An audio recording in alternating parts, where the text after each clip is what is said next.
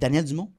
Émilie Bouffard, puis nos podcasts. Deuxième podcast ensemble. Je tiens à dire merci beaucoup de m'avoir relancé parce que je dis souvent à chacun de mes podcasts, on fait ça dans un an. Ouais. Puis t'as pris le pas vers ça. Fait que merci beaucoup. Puis j'avais vraiment aimé, j'avais regardé avant notre podcast aujourd'hui les clips qu'on a publiés. J'étais comme, ouais, c'est intéressant. Surtout quand c'est un first time, j'aimerais ça qu'on parle de ça. Là, mais comment vous avez apprécié votre première expérience, tu sais, en studio, de se faire interviewer, parce que moi, je suis tout le temps de l'autre côté en tant qu'animateur. Mais de te faire poser des questions, des fois, un petit peu plus personnelles, un petit peu plus business. Ouais. Comment vous avez réagi? Tu sais, même après le podcast, c'était quoi la sensation, l'émotion que vous avez? Oui, pour répondre à ta question, vas-y. Les deux sur notre cuisse, pas la même cuisse par contre. Ouais. On a un tatou qui dit « Seek discomfort ». Pour nous, ça l'était. Le premier podcast, c'était stressant, c'était de sauter dans l'inconnu, de dire « Mon Dieu, comment ça se passe? C'est quoi? » Le stress était au rendez-vous, disons. Je te dis pas qu'il n'est pas présent. C'est encore un petit inconfort, mais tu mets les gens assez à l'aise, fait que ça va bien. Tant mieux, mais c'est sûr. C'est ça, ça a été un gros stress de sauter dans l'inconnu, mais on est sorti de là pour on était comme « Wow! » On est content de l'avoir fait, vraiment. Ce que je réalise, puis ça, c'est un client qui m'avait dit ça, qui a passé au podcast, il m'a dit, tu sais, en tout, oui, il y a l'aspect marketing des clips et tout ça que tu vends, mais en réalité, moi, c'est un processus de développement personnel, de développer, de verbaliser mon offre, puis savoir verbaliser comment je suis qui comme entrepreneur, de savoir qu'est-ce que je veux, puis parler mes émotions, de parler. Il y a comme ce côté psychologique-là que j'avais pas pensé qui était apporté naturellement dans le podcast, tu sais. J'étais comme, OK, il y a cet impact-là aussi de genre de processus de développement personnel à travers une discussion d'1 heure, tu sais. Quand tu penses à ça. Je suis curieux, j'ai vu que tu as sauté l'autre côté du micro, toi, dernièrement. Comment toi, ça s'est passé? Ouais, ben là, je pousse là-dessus de plus en plus cette année. Je dis, je cherche des podcasts, j'aimerais ça, tu sais, participer et tout ça. Fait que là, j'ai 2-3 podcasts, Startup Podcast qui est intéressé aussi. En tout cas, d'autres plus petits podcasts et tout ça. Mais j'ai adoré l'expérience, puis je sais pas, c'est intimidant un peu parce que là, tu sais, moi, je suis plus en position, encore une fois, de poser les questions, puis mais je suis pas gêné de parler de mon parcours, mais c'est une découverte aussi, puis mais j'adore, tu sais, je me rappelle la première fois que j'ai fait mon premier épisode avec un invité, puis là, en plus, c'était chez moi, puis d'inviter quelqu'un chez moi, tu sais, il y a cet aspect-là de genre, c'est du sérieux, c'est du whatever, il y a du jugement, puis... De filmer avec des iPhones. Ben tu viens de ça, ben c'est ça. Puis il y a cet aspect-là, mais pour vrai, j'ai adoré l'expérience, puis j'en mangeais, puis j'étais comme, je vais en faire d'autres parce que... j'ai un objectif de personal branding pour mon autre page puis mon autre contenu. Je trouve qu'il y a un aspect intéressant de dire que je suis pas juste le gars du podcast maintenant. Genre, j'ai d'autres projets où j'ai d'autres choses que je vais amener. C'est pour ça que je trouve tellement valorisé aussi quand quelqu'un s'intéresse à toi à travers le podcast. Fait que maintenant, je le comprends un peu le feeling de la personne qui se fait interviewer.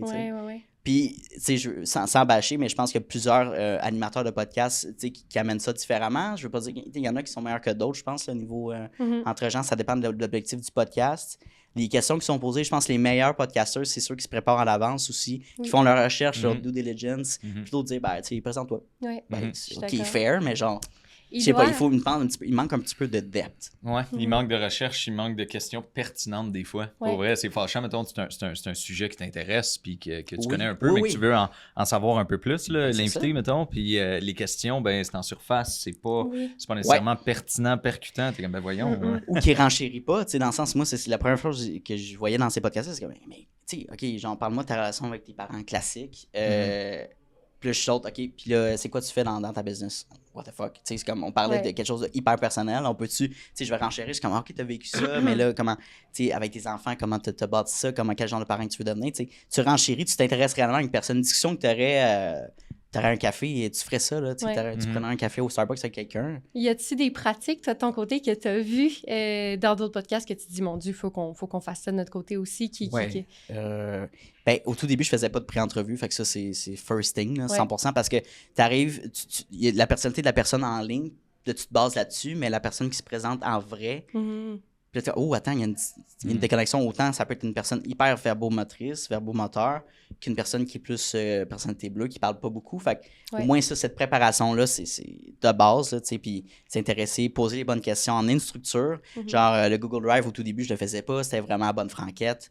Puis je veux dire, c'est correct, là, mais à un moment donné, tu dis, tu veux leader un peu le show, puis amener la personne à l'aise, surtout quand c'est la première expérience. Fait que tout l'aspect structure, je l'ai appris à travers d'autres podcasts américains. Tu sais, juste programmer ton contenu, créer le contenu, la production, la post-prod, d'avoir une cédule qui est claire et nette, autant pour toi que pour l'invité, ça vaut de l'or. Fait que ça, je l'ai appris, d'après moi, c'est ça. C'est drôle parce que c'est un petit peu similaire à un processus de recrutement aussi. Oui, c'est vrai, la préparation, puis il y a des entreprises qui bon, ne le font pas exactement, puis ça permet tellement d'aller chercher moins par la suite les questions qui sont posées. Je trouve que c'est assez similaire à ce point-là. Parlant de processus, est-ce que justement votre processus a changé? Parce que vous avez un modèle de film qui est quand même différent d'un recruteur classique qui prend une cote sur un placement. On peut peut-être faire un petit recap bref, là, justement, de votre formule. Oui, Dan, veux-tu lancer le bal? Absolument. Fait on vient vraiment comme une extension des équipes RH de nos partenaires ou leur équipe RH lorsque c'est une plus petite entreprise. Fait qu'on vient supporter, mettre en place les stratégies au niveau du recrutement. Donc, on va faire de la chasse de tête, de l'affichage, évidemment. On va travailler la stratégie. On va contacter nos bassins de notre côté.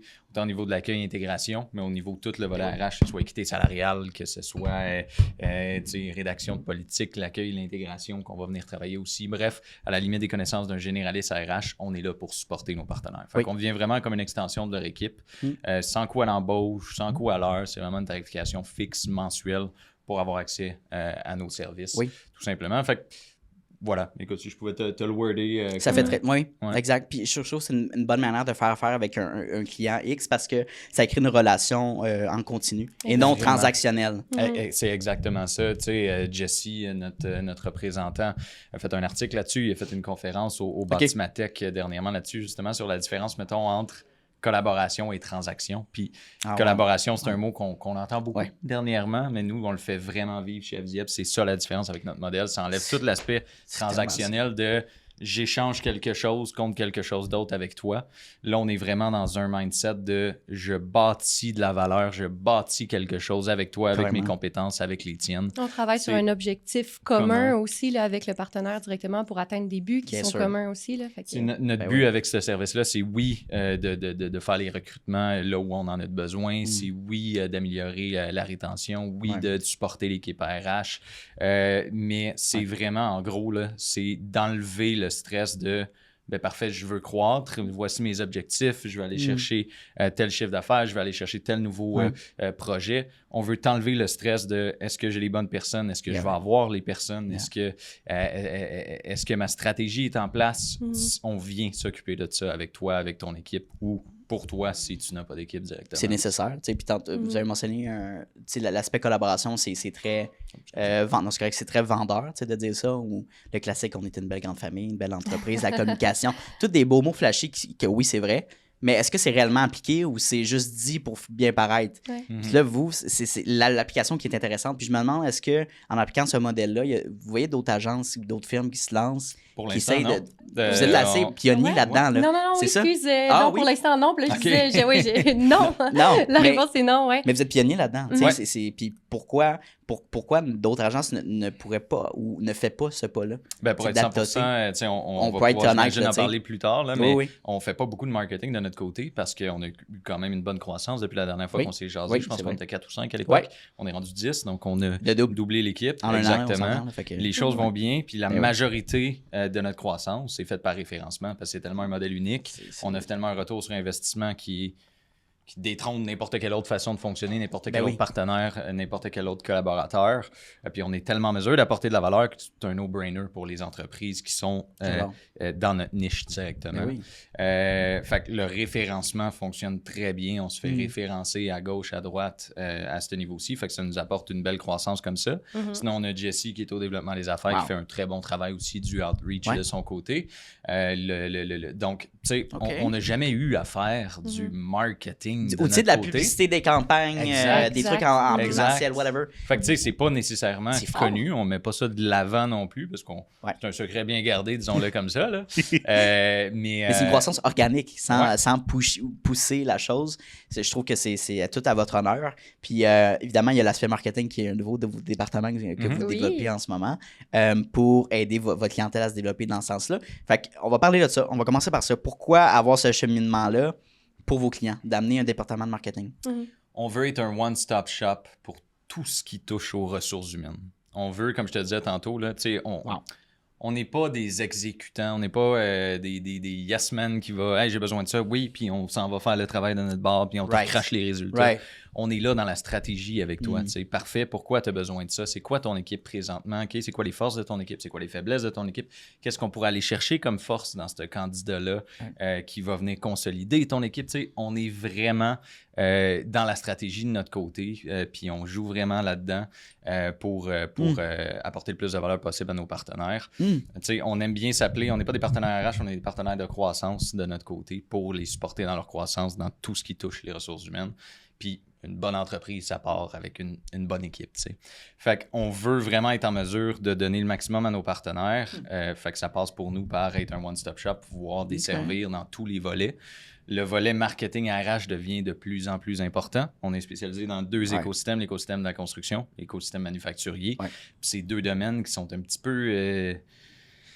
qui ont besoin de travail au sujet du marketing RH, là, au sujet de l'image de marque. C'est une manière de fonctionner qui est pas nécessairement innovée ou innovante. Ça a des manières de fonctionner, une manière de penser plus archaïque, plus classique. Exact. C'est d'amener ça puis de prouver, garder des résultats concrètement. Exactement. Avisia surtout dans le marketing. Une spécialisation dans les postes qui sont plus administratifs, stratégiques chez nos partenaires. On a parlé beaucoup dans le premier podcast de chargé de projet, estimateur, construction.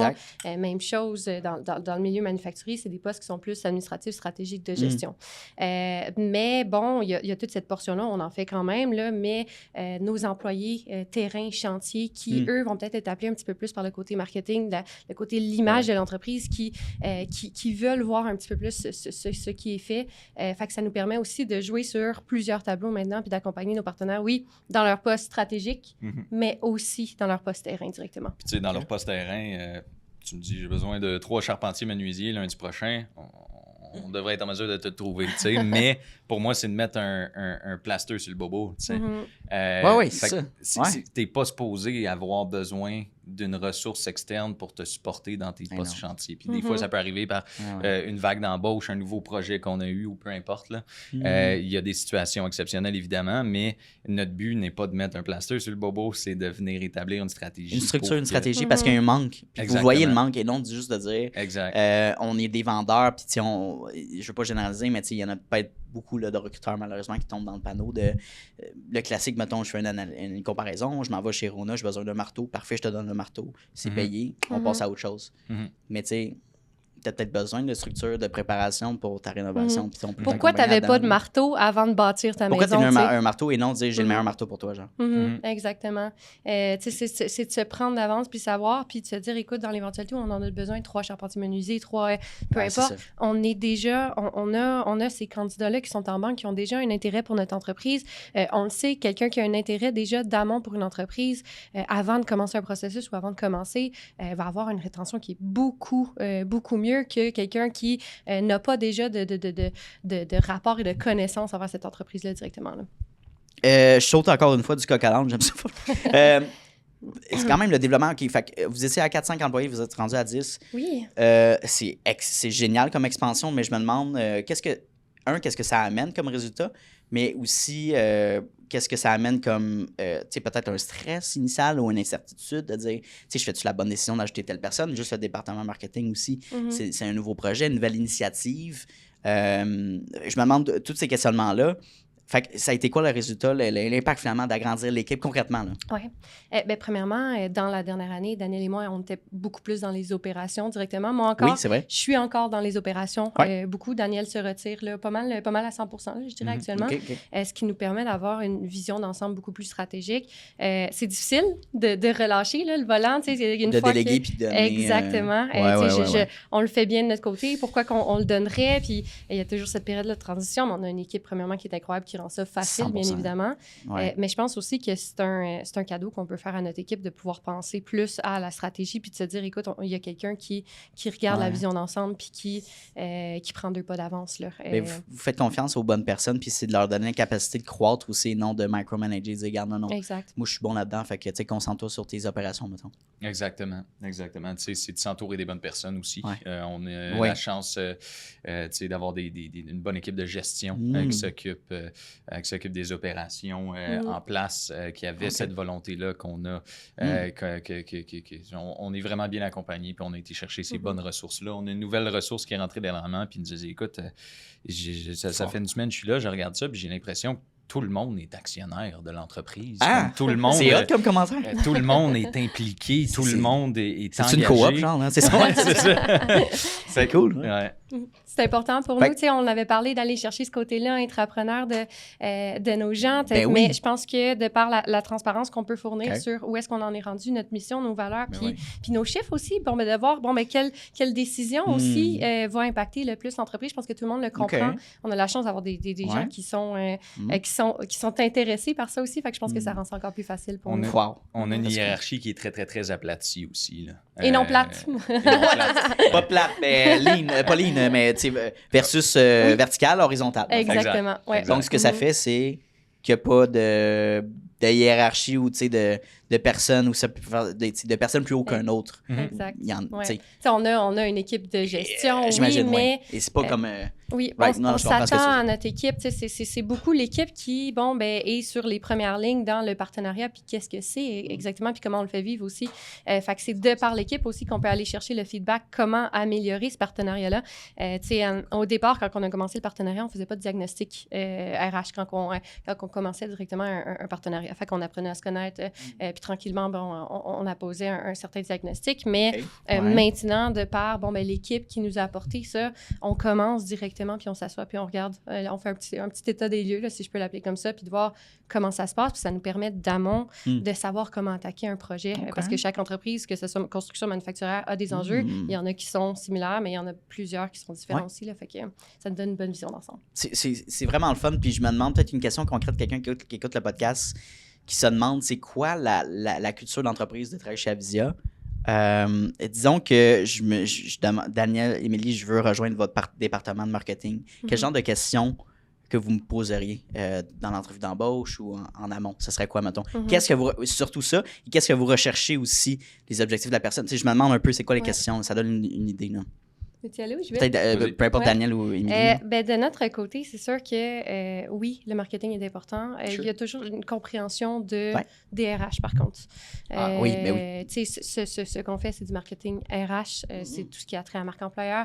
Fait que ça nous prend quelqu'un, peu importe que ce soit en marketing, mais qui a une compréhension puis des valeurs RH qui sont développées aussi. Parfait. Okay. Par contre, ce qui est le plus important pour nous aussi, c'est ce côté-là, intrapreneur, là, ce côté-là, affaires, comprendre. Vision. Oui, exactement, compréhension des défis, des enjeux, parce que, là, à l'interne, c'est important de comprendre un peu comment la business fonctionne, mais c'est tellement important pour des entreprises, lorsque tu vas aller chercher ton partenaire de confiance, d'avoir quelqu'un qui comprenne tes enjeux, qui est sur ton dossier. Exact. Qui est pas juste, je pense qu'il y a un mindset, malheureusement, c'est ça. Tu sais, si je suis un employeur, puis je me fais accompagner avec quelqu'un de l'équipe qui a une vision, comme si c'était le owner de l'entreprise qui m'accompagne, comme peut-être un sous-traitant ou un externe.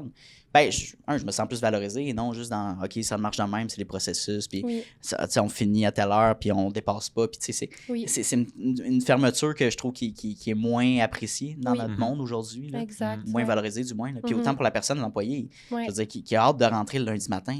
C'est une preuve, là. Qui arrive plus tôt ou qui finit plus tard par pur plaisir, qui aime ça, puis qui veut grandir, qui veut bâtir des projets. C'est incroyable. Je comprends que c'est pas tout le monde qui... Mais je pense on passe la majeure partie de notre vie dans un travail, donc autant se sentir valorisé puis adorer ce qu'on fait, autant que ce soit le lundi ou vendredi, tu as le même niveau d'énergie. Je sais pas qu'est-ce que vous pensez, mais j'ai l'impression que c'est ça un peu la vibe que vous projetez à travers l'équipe. C'est vibe très start-up aussi, là, dans le sens où on a besoin de gens qui sont excités par le projet puis qui disent, écoute, on veut l'améliorer de même. Là. C'est bizarre à dire, là, mais de par cette façon-là, puis let's go, je suis chaude dans le projet. Puis j'ai un rôle de responsabilité chez Avisia qui ressemble à ça, mais let's go, je commence dans ce projet-là, je vais me lancer, puis je vais autant donner d'amour à ce qui est important, puis ce pourquoi j'ai commencé chez Avisia, mais je vais me lancer dans certains projets autres aussi là, qui vont être intéressants aussi. Non, 100%. Puis en un an, là, je me demande, depuis qu'on s'est jasé, est-ce que au niveau plus personnel comme entrepreneur, est-ce que votre vision du monde des affaires a changé, votre vision en tant que business owner a changé, votre impact, est-ce que cette perception-là d'être un entrepreneur accompli a changé depuis qu'on a... à travers votre croissance d'entreprise? Je pense que ça change parce que plus que l'équipe grossit, plus qu'il y a d'imputabilité. C'est plus Daniel et Émilie... d'imputabilité, excuse-moi. Ouais. C'est plus Daniel et Émilie qui, peu importe les décisions d'affaires qu'on va prendre, on sera les seuls qui seront impactés. Tu sais, là... OK, il y a une responsabilité. Oui, exactement. Okay. Tu sais, toutes les décisions qu'on prend nous impactent directement, mais impactent aussi directement l'équipe. Fait que je pense que ça, pour moi, ça a changé dans la dernière année. Je ne sais pas ce que tu en penses, Daniel.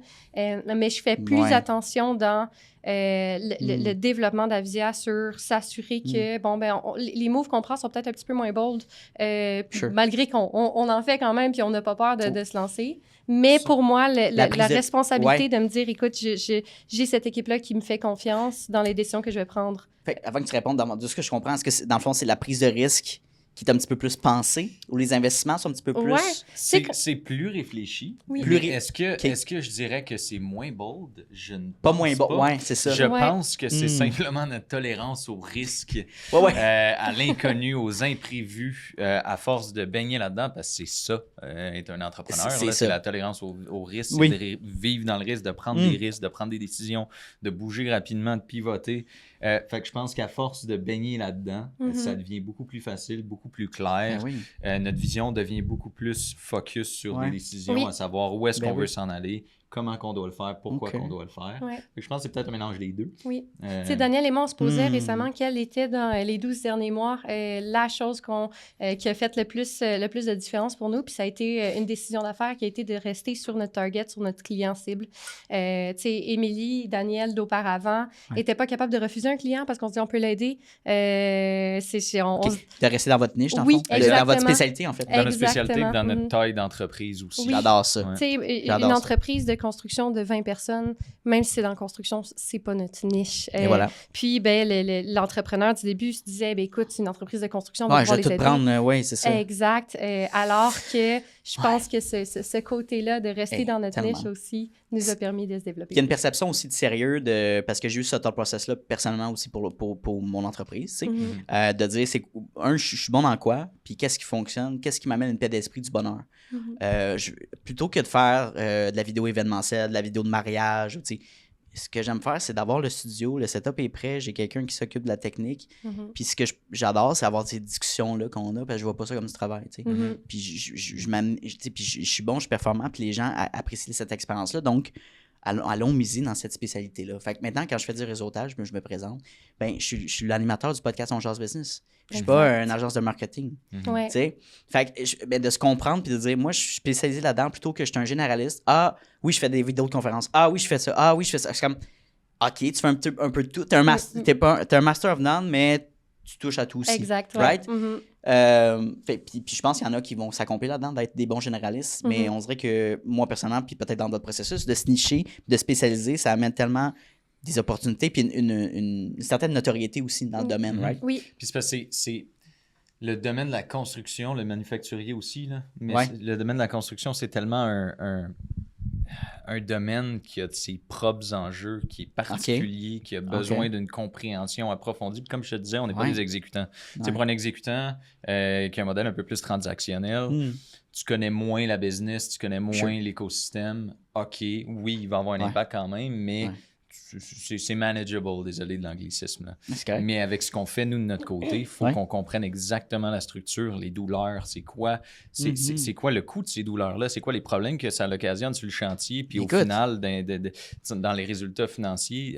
Fait c'est plus on s'éloigne, moins on passe de temps à travailler là-dessus, moins on passe de temps à apprendre puis à continuer de se développer là-dedans, notre équipe aussi. Fait puis tu sais, en construction, je veux dire, c'est toujours quelque chose qui ressort, là, l'enjeu de ce domaine-là, c'est la main-d'œuvre qualifiée, mais la fiabilité d'un mettons, on prend l'exemple d'un placement de charpentier menuisier, est-ce qu'il va être là dans le long terme ou dans le court terme? Va-t-il se passer des problématiques que je vais devoir trouver une autre personne? Tu sais, fait que d'avoir une assurance, d'avoir une connexion puis une collaboration de long terme, ça te permet justement réévaluer puis de placer les bonnes personnes aux bons endroits. Puis selon moi, là, mais c'est un enjeu. C'est un enjeu là, mais ce sera un enjeu pour les prochaines années aussi. Charpentier, menuisier, électricien, plomberie. Toutes les corps de métier. Là. Frigoriste, il y en a 5 là, qui sont les plus touchés, là, dont tu parlais. Je pense par quoi? Qui sont touchés par quoi? Écoute, par la pénurie.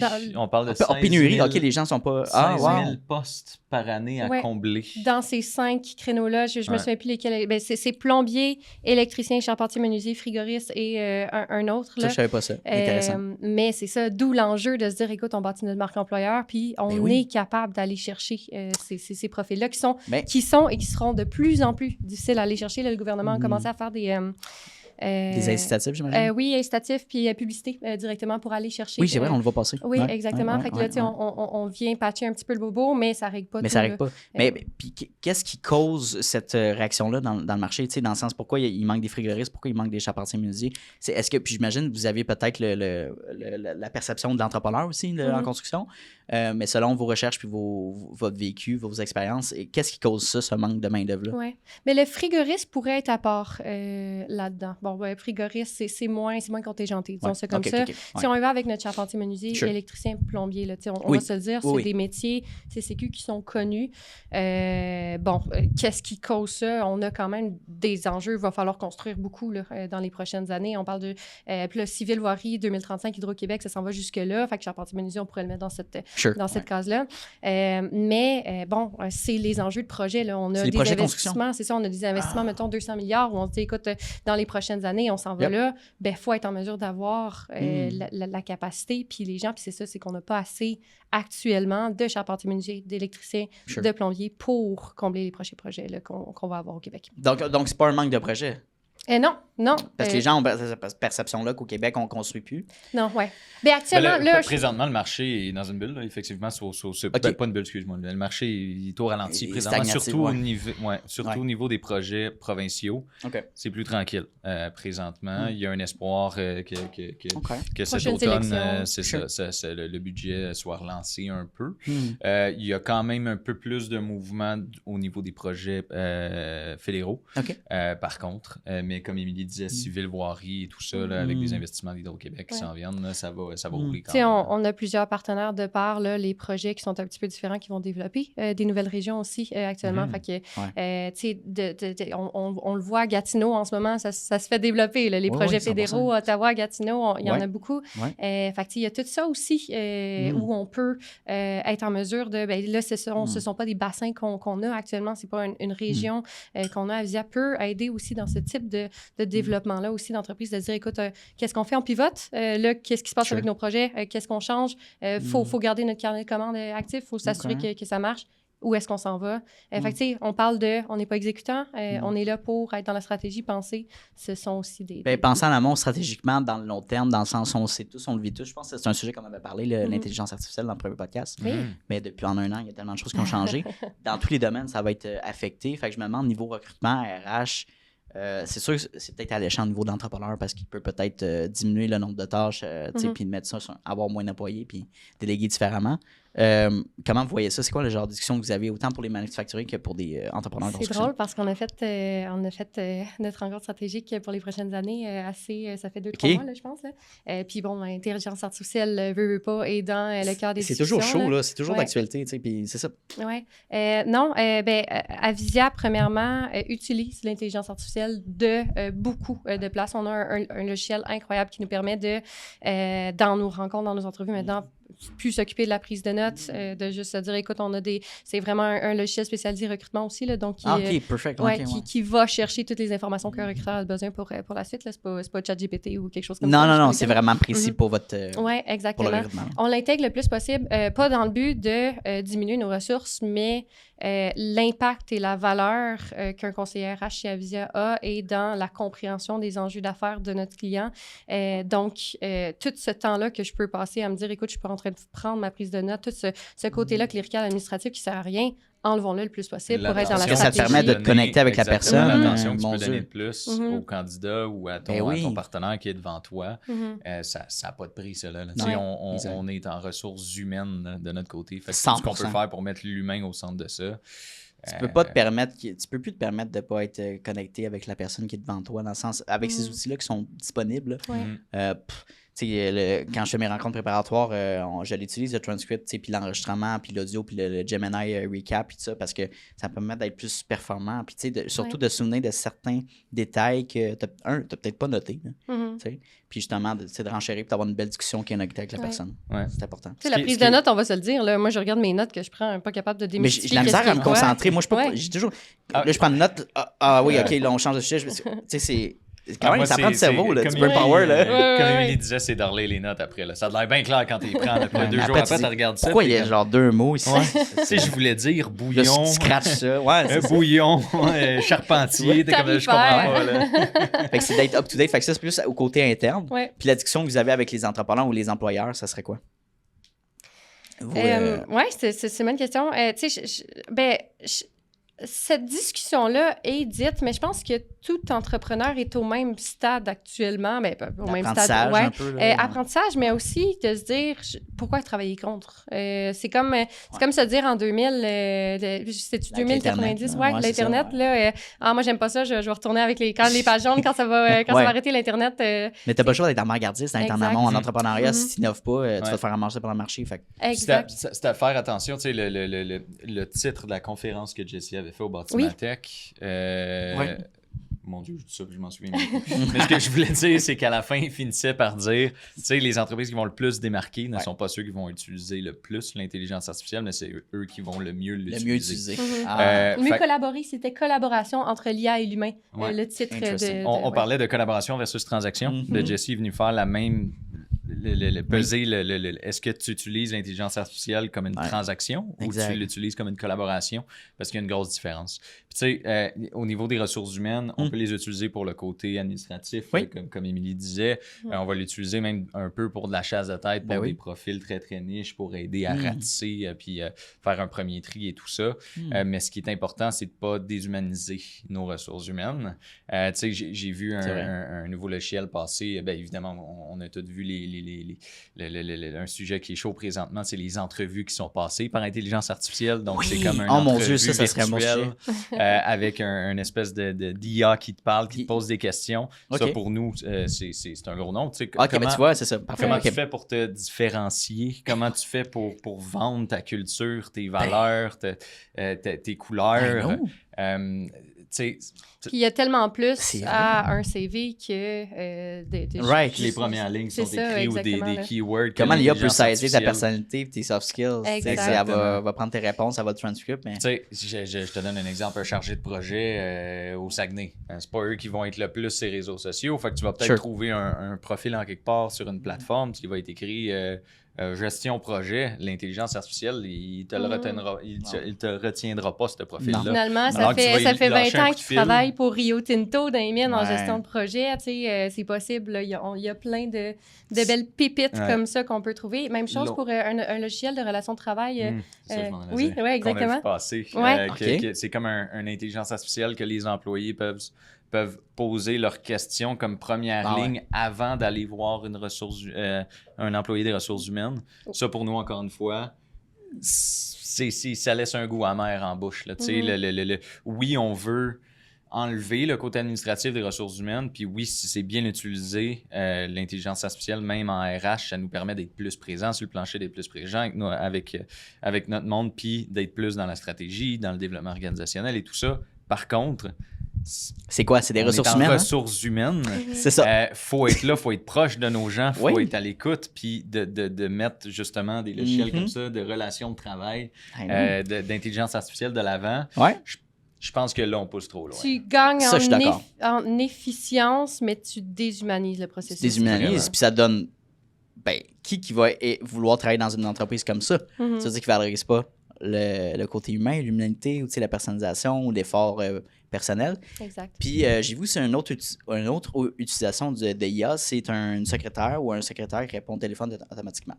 Je trouve que ça peut être bien pour certaines questions rapides, mais encore une fois, d'avoir quelqu'un qui répond, puis qui est là en présentiel aussi, parenthèse à ça, le côté présentiel, je pense que justement, en voyant la montée de l'IA puis l'accessibilité, les employeurs valorisent, moi je pense, valorisent le présentiel de plus. Fait que, mettons, je suis un employé, d'aller porter physiquement ou de trouver une manière d'aller intéresser l'employeur, d'aller le contacter, de prendre un rendez-vous avec lui directement, ou d'aller porter ton CV en vrai, juste, tu sais, could be, c'est quelque chose qui est valorisé de plus en plus. Je pense qu'il revient tranquillement. Tu sais, parce que plutôt que tes 90 applications en ligne, là, que c'est tout le même format sur Word ou whatever, PDF, là, tu viens de présenter, puis tu as une petite valeur ou tu as un effort supplémentaire qui est reconnu, parce que, ou même chose, faire un meeting en visio ou faire un meeting en présentiel. Oui, l'implication est différente, mais il y a une valeur de dire, OK, il y a un effort qui est fait, il y a une présentation, une connexion qui est là. Je pense que ça revient de plus en plus. Je sais pas pour vous, là, mais... C'est drôle, on en parle un petit peu dans des postes où on reçoit là, en acquisition de talent en ce moment,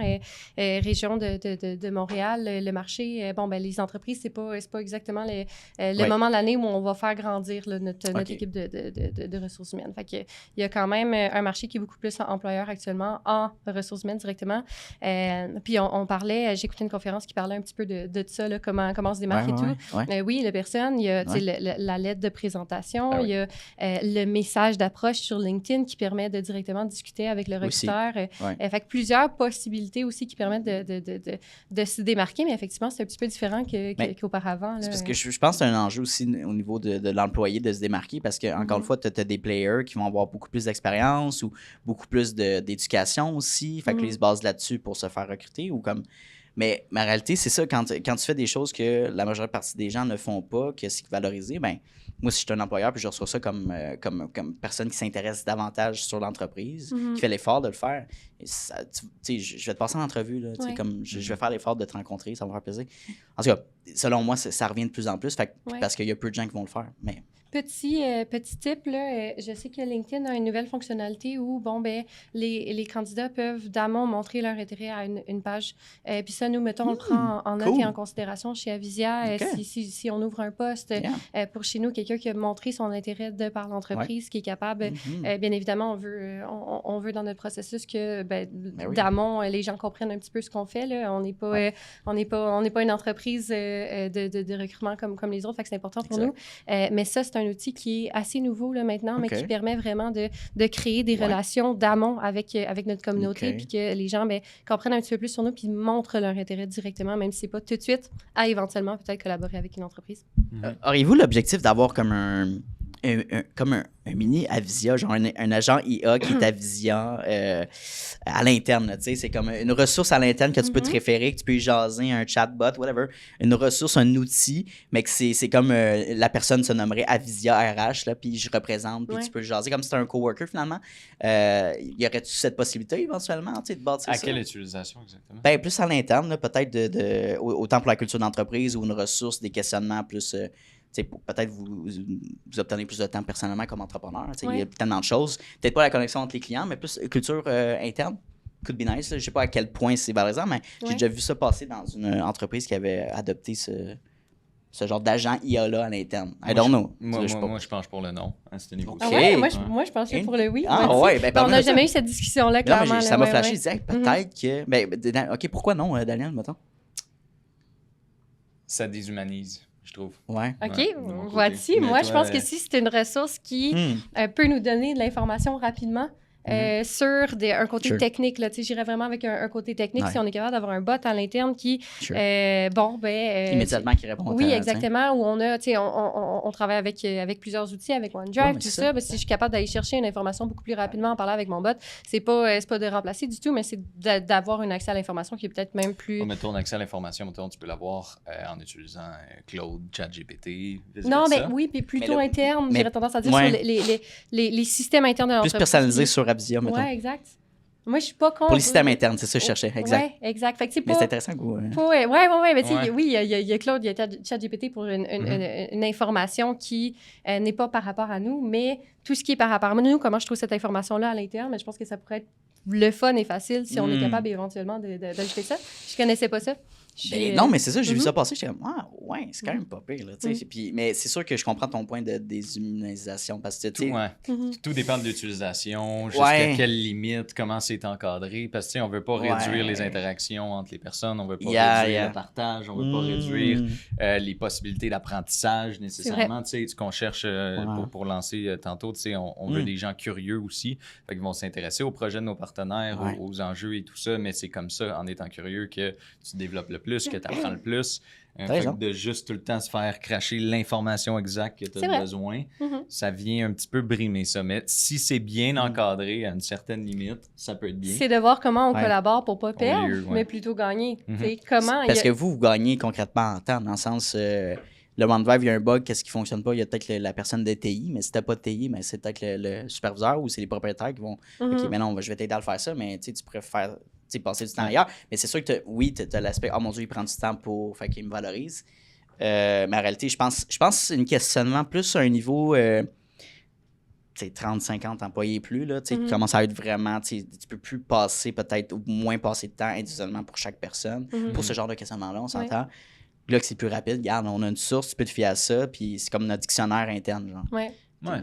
Tu vois, là, l'idée commence à germer dans la tête à Daniel, là, il commence à y penser. Là. Je vous donne une idée, il n'y a pas de souci. Mais j'ai vu ça passer, je suis comme, c'est quand même bright. Mais encore une fois, il faut pas tomber dans le déshumaniser non plus. Fait mais je pense que la connexion client, ça, c'est pas quelque chose que tu peux déléguer. Non, mais oui. La compréhension des processus d'affaires, puis... C'est pour ça que vous êtes des experts, puis on fait confiance à l'humain par rapport à ça. Et je pense que les gens, ça fait un lien avec les gens. Mon Dieu, l'IA va couper mon job ou ma job. C'est d'apprendre à utiliser ces outils-là puis d'être plus performant ou de s'informer à des besoins du marché aussi et non juste de te fier sur ton diplôme, surtout. Puis c'est ça, le marché est comme ça, puis il faut s'adapter. Je veux dire, autant un entrepreneur qu'un salarié, t'as pas le choix. Oui. Apprendre à vivre avec aussi, là, parce que c'est pas comme c'était, puis ça va à chaque jour, va à une vitesse, ça va à une vitesse. Trouvez-vous que ça devient intense à toujours keep up to date? C'est comme là, t'en as un autre agent qui sort, un autre IA, un autre outil, ça devient... Si ce poids-là était sur nos épaules, à moi et Émilie, je pense que ça serait beaucoup. Mais on a une équipe qui est très proactive là-dessus, une équipe qui est très axée sur l'amélioration continue, sur les nouveaux outils, comment qu'on peut optimiser nos opérations, comment qu'on peut s'améliorer, comment qu'on peut mieux travailler plus vite et tout ça. Fait on a des recommandations à gauche, à droite, des personnes qui vont monter des projets, qui vont nous arriver avec des suggestions. Fait avec l'effort collectif de toute l'équipe, ça se fait super bien. C'est sûr que des fois, oui, on va pas se le cacher, c'est étourdissant. T'es comme, mon Dieu, OK, on est rendu là, c'est quoi ça? Mais au moins, on a l'équipe qui nous supporte dans tout ça aussi. Fait que ça va bien. On va y aller un petit peu plus vision, mindset, long terme et tout ça. Votre vision de croissance pour la vision au niveau des points des points de service, mais mettons des bureaux à travers la province. On va commencer par ça. Ça ressemblerait à quoi, votre vision de développement de croissance? En termes de localisation? Oui, c'est ça, en termes de localisation au Québec. Parce qu'éventuellement, j'imagine, mais mettons au Québec, on se concentre là. Si on se concentre au Québec, là, dans la province, notre bureau chef est à Québec, de notre côté. On a un bureau à Montréal, là, à côté des ponts Jean-Cartier aussi, de notre côté. Très important parce que c'est les deux centres, puis c'est là qu'on a quand même beaucoup de partenaires. On a des partenaires en région aussi. La majorité, en très grande majorité, ça se fait à distance, l'aide qu'on est capable d'apporter. Par contre, peu importe, on descend le Québec au complet, mais malgré ça, on se déplace chez nos partenaires toujours pour faire une visite, comprendre la réalité, comprendre leur ADN, se serrer à la main. C'est très important, ce contact-là. Encore plus aujourd'hui, c'est valorisé. Exact, pour nous. Fait que si t'es au Saguenay, on va aller au Saguenay. Si t'es à Rimouski, on va aller à Rimouski, on va se serrer à la main, on va faire le tour de ton usine, on va mettre nos bottes à cap, on va aller sur ton chantier, voir ce que tu fais, rencontrer ton équipe et tout ça. Fait que tu sais, la présence locale aussi, compréhension du marché, c'est important pour nous. Fait qu'on voit pas 2 gros bureaux, mais on voit vraiment plus de petits bureaux s'ouvrir à gauche, à droite. Donc, un bureau Saguenay-Lac-Saint-Jean, un bureau probablement au centre du Québec, dans le coin de Sherbrooke, là, qui est un secteur pénurique aussi et tout ça. Fait qu'on voit plus de petits bureaux locaux là pour bien s'assurer qu'on a une équipe qui a une compréhension, qui est capable de se déplacer aux besoins, qui connaît les particularités du marché de l'emploi là-bas, la mentalité là-bas et tout ça. C'est différent comme en région ou en ville, puis dans n'importe quelle ville. Je pense que c'est la proximité qui est valorisante à 100% plutôt que de vouloir desservir partout. Puis il y a un aspect de croissance qui est le fun, mais la proximité, regarde, Avizia, c'est local aussi. Autant que ça soit, mettons, national, autre les provinces, ben c'est local aussi. On est là pour les gens d'ici, mettons. Fait que ça, je trouve cool. Fait que votre positionnement, encore une fois, pour 2026-2027, c'est de se mettre de l'avant au Québec. C'est quoi le plan d'empire là, de s'établir un peu partout au Canada? Est-ce qu'il y a un aimez-vous un peu la vibe plus locale de rester fièrement un fleuron québécois ou il y a l'aspect, regarde, nous, on se voit national, international dans un avenir éventuel? C'est quoi un petit peu la vision?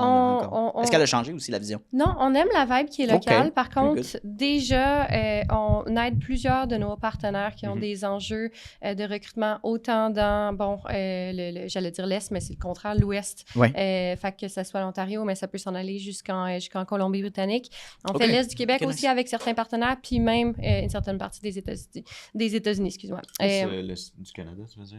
L'Est du Québec? Ah oui, non, l'Est du Canada. Oui, excuse-moi, exact. Fait que c'est qu'on va pas chercher des nouveaux partenaires qui sont à l'extérieur de la province. Par contre, si un de nos partenaires ouvre une nouvelle division ou a une division, fait une acquisition, peu importe, aussitôt que c'est surtout aux États-Unis ou au Canada, on est en mesure de les supporter là-dedans, dans autant le recrutement que les RH. C'est sûr qu'on n'a pas les bassins aussi développés qu'on va avoir ici. On n'a pas le niveau de connaissance aussi développé qu'on va avoir ici, mais on est quand même en mesure très souvent de leur apporter beaucoup de valeur là, avec les stratégies qu'on est capable de mettre en place. Fait qu'on les supporte partout, Canada, États-Unis, mais pour la clientèle qu'on va chercher, on va chercher des partenaires qui ont la majorité de leurs opérations au Québec. Puis c'est la vision qu'on désire garder de notre côté. Ouais. J'aime ça. Je me demande, c'est quoi? À travers bâtir une entreprise comme la vôtre, ça peut être une question qui peut être posée aussi dans un troisième part, mais c'est l'impact que vous voulez laisser à travers Avizia RH. On va y aller plus côté business, puis après peut-être plus côté personnel, mais c'est quoi le résultat, le patrimoine? Qu'est-ce que vous voulez laisser à travers le bâtiment de cette entreprise-là? Moi, je veux changer. Je suis désolé de me permettre. Il n'y a pas de problème, on veut vraiment être la référence en termes de recrutement et de support RH, puis on veut enlever un petit peu cette mentalité-là de l'aide externe en termes de recrutement et RH qui est transactionnelle, qui est de la vente dans certains cas. Exactement. Fait qu'on veut vraiment venir montrer qu'un support externe, c'est accessible, puis que tu es capable de trouver un partenaire qui comprend tes opérations, qui s'implique dans tes opérations, puis qui est basé sur une collaboration, parce que c'est pas la réputation que l'aide externe a, autant en RH qu'en recrutement. Fait qu'on veut leur montrer que c'est possible. On veut leur montrer qu'il y a d'autres options que ce qui est en place présentement, le recrutement en pourcentage ou des mandats fixes à l'heure ou des affaires de même. Exact. Fait qu'on veut changer le domaine. Vous changez, en fait, ce que vous changez en ce moment, c'est le statu quo. Puis vous remodelez un modèle qui était classique, qui a toujours été, encore une fois, très transactionnel. Puis les meilleures entreprises, les meilleurs entrepreneurs, c'est des visionnaires comme vous qui changent la donne dans un domaine X. Fait que je lève mon chapeau. Merci. Puis Émilie, t'as-tu aussi... C'était exactement la même direction que j'allais te donner. Fait que j'ai pas grand-chose à ajouter, honnêtement. Là. Nice. On est fiers de ce qu'on bâtit. On croit à ce qu'on bâtit aussi. Fait que je pense que c'est facile d'arriver à ce point-là. Puis, dans les prochaines années, tu parlais d'expansion et tout ça. Est-ce qu'on va plus large? Est-ce qu'on reste au Québec? C'est important pour nous de continuer de bâtir notre réputation au Québec, pas seulement au niveau de nos partenaires de notre côté, mais aussi au niveau du bassin de candidats, des candidats, du chargé de projet, de l'estimateur, du charpentier menuisier. On parlait de marketing tantôt, tu sais, du volet marketing, d'Avizia Marketing, dans le fond. Et le premier client d'Avizia Marketing va être Avizia RH. Je te disais qu'on avait fait de marketing. Nice. On va en faire. C'est important, oui, pour notre développement, mais c'est aussi très important d'en faire pour les candidats. parce qu'on veut montrer qu'on est là pour t'accompagner. Chez nous, on a des agents de talent. On va être là, on va écouter. Qu'est-ce que tu recherches exactement? Je suis pas là en train d'avoir justement ma commission à pourcentage puis de te vendre une opportunité puis t'arrives là, c'est plus le cas. Tu sais, t'es pas de la marchandise. Là. Non, je suis là pour t'écouter, de voir parfait qu'est-ce que tu recherches puis qu'est-ce que j'ai qui est exactement avec ce que tu recherches. C'est ce qui fait aussi qu'on fait attention aux partenaires qu'on choisit de notre côté. La réputation d'un partenaire va venir directement impacter la réputation d'Avisia, qui va venir impacter la réputation d'un autre partenaire aussi. Fait que c'est important pour nous d'être fiers des partenariats qu'on a, puis de savoir que, bon, dans l'éventualité, on place un candidat chez une entreprise, et ce sera exactement ce qu'on a été en mesure de lui peindre et ce que l'entreprise et ce qu'il souhaite aussi. Puis j'adore ce que tu dis parce que ça fait un lien aussi à l'effort marketing, l'effort pour Avisia RH puis vos clients. Le podcast, c'est du personal branding surtout. Fait que pourquoi on fait affaire avec vous? Oui, c'est votre modèle qui est super innovant, mais c'est j'aime Émilie, j'aime Daniel. Parce que les podcasts qu'on fait en ce moment, ils vont se faire écouter 5, 10 ans, 20 ans plus tard. Ça va être toujours disponible en ligne. Puis on va se souvenir de vous à travers ça, à travers d'autres expériences de vie, avec la famille et tout ça. Mais ça va rester. Fait que, tu sais, de s'afficher ses réseaux, de faire du marketing comme ça, c'est une des meilleures manières pour une nouvelle notoriété, réputation. Puis, c'est juste comme laisser un leg, là, comme un patrimoine, de dire, regarde nous, puis de le verbaliser, puis de le démontrer visuellement. C'est une des meilleures manières qu'on peut faire, surtout comme entrepreneur, je pense, pour dire, regarde, pourquoi je ferais confiance avec Avisia, plutôt qu'une autre firme, plutôt qu'un autre chasseur de tête, comme, ben c'est pour ça qu'on travaille avec vous, c'est important. Fait que j'adore, quand on a fait notre meeting, c'était quelque chose en premier que vous avez apporté, département marketing, on va en parler. Ben, let's go. Je suis vraiment content. Fait que je commence à clôturer le podcast. Ça a été vraiment un deuxième épisode super pertinent. Encore une fois, merci de m'avoir relancé. Puis j'espère que vous avez encore aimé autant votre expérience que la première. Absolument. Même plus. Ben, tu vois, c'est moins mode entrevue. Là. C'est plus jasette au début. Puis j'adore quand les invités me posent des questions aussi. Fait que vous avez fait ça. Moi, c'est 10 sur 10, j'ai rien à dire. Les clips vont être incroyables. Fait qu'on s'en sort bientôt. Mais où est-ce qu'on peut vous contacter encore une fois pour les gens qui écoutent le podcast pour une première fois, qui vous découvrent? Où est-ce qu'on peut contacter Avisia ou Émilie ou Daniel pour faire affaire? Ben oui, ben écoute, LinkedIn, premièrement. Sinon, site web, www.avzia.ca. C'est A-V-I-Z-I-A, si jamais, .ca. Tous nos profils LinkedIn sont là. Tout le numéro de contact est là. On est facilement rejoignable. On est fin, mais notre équipe est encore plus fine aussi, fait que n'importe qui. Puis là, vous avez des postes ouverts. Vous avez un poste ouvert dans marketing RH? Oui, au niveau du marketing, exact. On a déjà quelqu'un à l'interne qui a déjà l'expérience dans le volet attractivité de l'employeur et tout ça, puis tout pour la connaissance RH. Là, on cherche quelqu'un un petit peu plus niveau technique marketing. C'est un poste qui demande un technique gros... marketing, c'est niveau création ou niveau équipement? Exact. Stratégie de marketing derrière et tout ça. Donc voilà. OK, ben, excuse-moi, je te laissais finir. Personne qui écoute le podcast, qui dit « je veux travailler avec vous », qui s'intéresse au marketing, quel conseil que vous donneriez à cette personne-là qui écoute le podcast pour se démarquer, qui voudrait peut-être rejoindre l'équipe? Venez nous jaser. On l'avait parlé dans la première, pas de candidature, pas de CV, un message. « Hey, allô, j'ai vu ça. » LinkedIn? LinkedIn. 100%. Vous savez quoi faire, exact, LinkedIn, courriel. Honnêtement, on avait parlé lors de la du premier podcast, mais pratiquement tous nos gens qui sont dans l'équipe présentement, c'est des gens qui nous ont... Qui ont reach out, désolé de l'anglicisme, mais qui nous ont contactés, qui ont fait l'effort de... Exactement. Dire, hey, j'aime ce que vous faites chez Avisia, je trouve ça pertinent, j'aimerais ça qu'on jase.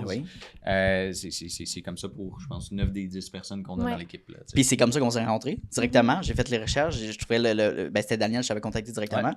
Puis ça n'a même pas été un questionnement, tu as dit oui, on le fait. Let's go, c'est nice. Mais j'adore ça, avoir des gens qui sont impliqués, qui veulent faire partie du projet, de la mission du podcast. Fait que vous savez quoi faire si vous voulez travailler avec Avisia, avec Daniel et Émilie, contactez-les. Un petit message, une petite vidéo, un petit compliment, c'est toujours gagnant. Toujours winner. Merci, guys, c'était vraiment cool. On se revoit dans un an. Yes. Merci.